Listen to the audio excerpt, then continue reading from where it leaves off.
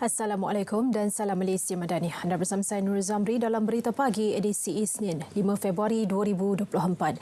Baik saudara, kita mulakan dengan perkembangan ini. Kerajaan Malaysia menzahirkan ucapan takziah kepada keluarga Presiden Namibia Dr. Hage Gotfred Geingob yang meninggal dunia semalam. Perdana Menteri Datuk Seri Anwar Ibrahim dan isteri Datuk Seri Dr. Wan Azizah Wan Ismail turut berduka cita atas pemergian Geingob.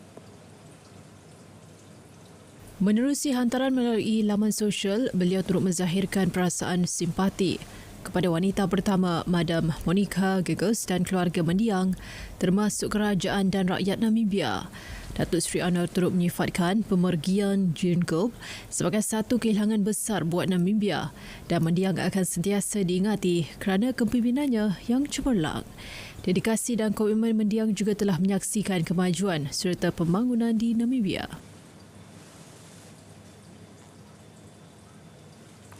Satu jawatankuasa teknikal melibatkan isu keselamatan dalam talian terutama dalam kalangan kanak-kanak perlu diwujudkan. Menteri Komunikasi Fahmi Fadil berkata, pertemuan akan diadakan bersama Menteri di Jabatan Perdana Menteri, Undang-Undang dan Reformasi Institusi serta Menteri Digital dalam masa terdekat bagi membincangkan perkara tersebut.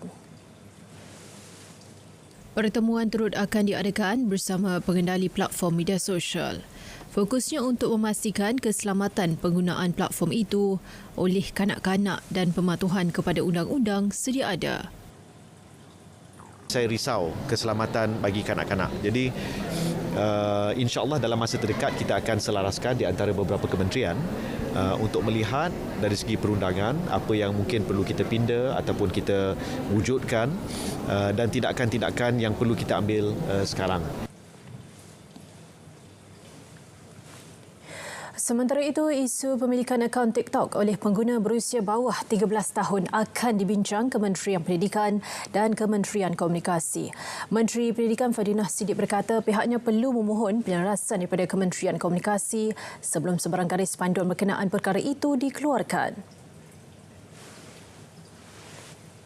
Itu kita minta nanti penyelarasan daripada Menteri Komunikasi lah, sebab saya ingat saya perlukan juga dapat maklumat penuh daripada beliau dan pedoman daripada beliau supaya kita pun boleh tengok apa kesan dan impak dia kepada anak-anak kita lah. Dan saya pasti ada garis panduan yang perlu dipatuhi bagi memastikan kawalan itu berlaku khususnya daripada ibu bapa.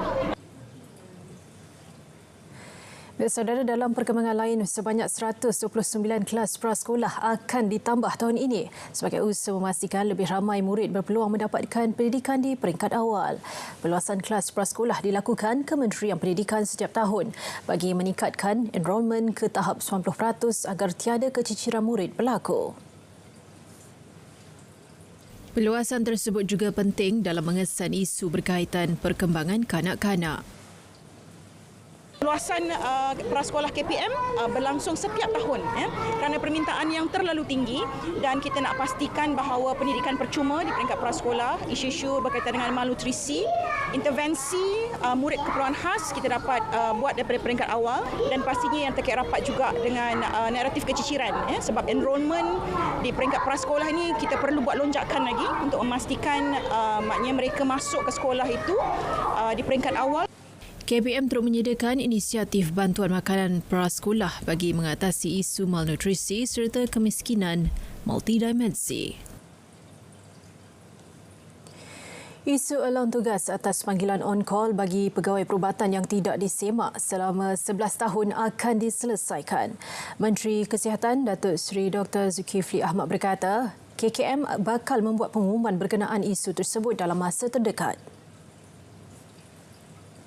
Kita telah bincangkan dalam POSCAP, kita ada satu kaedah untuk melihat semula perkara itu, tentang active call, passive call. Saya kira perkara itu boleh, saya sudah lihat penyelesaiannya dan waktu yang terdekat kita akan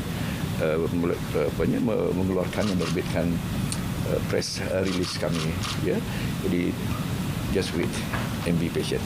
DG sebenarnya akan menerbitkan press release tentang allowance on call itu. Beliau berkata kepada pemberita selepas merasmikan Hari Kesedaran Kanser Hati sempena Hari Kanser Sedunia 2024 semalam. Sebanyak 116 kawasan rukun tetangga KRT progresif akan diwujudkan dalam usaha menjana dan meningkatkan tahap ekonomi komuniti seluruh negara bermula April depan. Menteri Perpaduan Negara Datuk Aaron Agodagang berkata ia mampu menjadi role model kepada KRT yang lain dalam usaha memperkasakan KRT progresif bertepatan dengan aspirasi rukun negara untuk membina masyarakat progresif. Melalui Belanjawan 2024, sebanyak 20 juta ringgit diperuntukkan bagi inisiatif tersebut dengan memberi tumpuan kepada 8 bidang antaranya ekonomi dan sara hidup, keselamatan dan ketahanan komuniti, kepimpinan dan pembelajaran sepanjang hayat. Sekarang sedang mengumpul profiling. Kita buat profiling setiap KRT. Banyaklah data-data yang kita akan kumpulkan dari segi penduduk, berapa ramai orang yang masih ada tenaga untuk berkhidmat dengan kita, pensioners, orang muda dan sebagainya lah. Banyak dan agensi-agensi lain yang mungkin ada mengadakan aktiviti yang lebih kurang bersama dengan KRT kita. Beliau berkata demikian di Majlis Perasmian Kompleks Perpaduan Jajahan Machang di Machang, Kelantan. Sementara itu, golongan belia diharap melibatkan diri berbakti kepada komuniti setempat menerusi skuad unity di kawasan rukun tetangga KRT masing-masing. Tenaga belia amat diperlukan terutama membantu KRT yang dilanda bencana seperti banjir. Sehingga kini terdapat 128 skuad unity diwujudkan di seluruh negara untuk memberikan perkhidmatan bantuan sekiranya berlakunya bencana. Skuad berkenaan bertanggungjawab melaksanakan gerak kerja bantuan banjir seperti membantu anggota keselamatan dalam proses pemindahan penduduk terjejas banjir. Selain melaksanakan aktiviti pembersihan di lokasi terjejas banjir serta membantu operasi di PPS. Sehubungan itu, Yayasan Sukarelawan Siswa yang juga salah satu agensi di bawah kementerian diminta bersama menjayakan misi skuad unity. Operasi mengesan tahanan pendatang tanpa izin parti yang lolos dari depo imigresen sementara Bidur, 10 lagi parti berjaya diberkas menjadikan jumlah keseluruhan tangkapan setakat semalam seramai 51 orang. Ketua Polis Daerah Tapah Superintenden Muhammad Naim Asnawi berkata penugasan masih tertumpu di kawasan Tapah dan Bidur. Seramai 253 anggota terlibat termasuk PDRM, Jabatan Imigresen Malaysia dan Pasukan Gerakan Am.